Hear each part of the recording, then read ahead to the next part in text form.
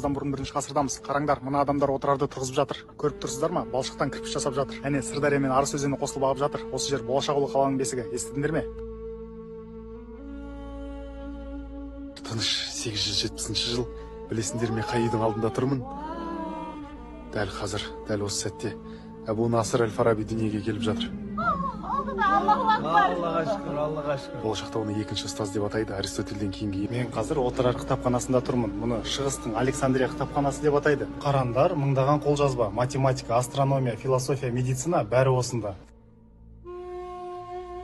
Ғашықтым достар, 5-7 ғасыр, отырардың алтын дәуірі. Қараңдар, 100 мың адам тұрады мұнда. Әне мешіт, әне медресе. Мен қазір монета соғатын шеберхан адам. Көріп тұрсыздар ма? Күміс балықты монета соғып жатыр. Отырардың өз ақшасы болған. Мынаны көрдіңдер ме? Бұл қала сонша бай, сонша күшті, өз валютасы бар. Қолыңды күйдіресің. Жаман нәрсе болып жатыр. 1218 жыл. Көріп тұрсыздар ма? Отырар әкімі Қайырхан Шыңғыс ханның саудагерлерін тұтқынға алып жатыр. 400 елу саудагерді. Олар тыныш деп айыптап жатыр. Бауырлар, бұл қателік, үлкен қателік. Шыңғыс хан мұны кешірмейді. 1219 жыл. Көріп тұрсыздар ма мұны? Шыңғыс ханның әскері.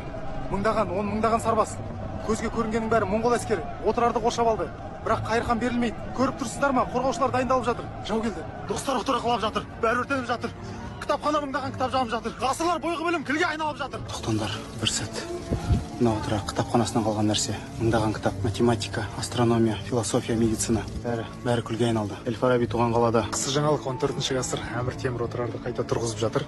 Көріп тұрсыздар ма? Жаңа мешіттер, жаңа медреселер, көп күмбездер. 15-ші ғасыр. Отырардың соңғы жарқыраған кезі. Көріп тұрсыздар ма? Қандай әдемі. Барлық бұл білімдер жақында жанып мәңгі жоғалады. Вот бізге жетті. Бүгін мыңдаған еңбектер, ойлар және ашылымдар күлге айналды.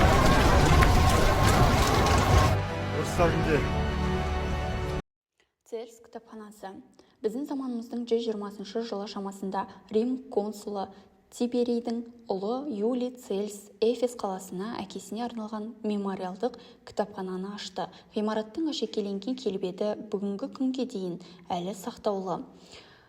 Мәрмәр баспалдақтар мен бағандар даналықты, ізгілікті, интеллект пен білімді бейнелейтін 4 мүсінінен жасақталған. Кітапханада шамамен 12 мыңға жуық кітаптар сақталған.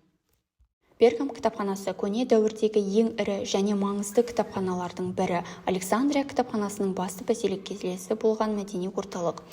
Орналасқан жері Кіші Азиядағы көне Пергам қаласында, қазіргі Түркияда орналасқан. Парламенттің шығуы Мысыр билеушілері Александрия кітапханасымен бәсекелестіктен қорыққандықтан Пергамға папирус жіберуге тыйым салады. Соның салдарынан Пергам шеберлері жануарлар терісінен жаңа материал пергаментті ойлап тапты.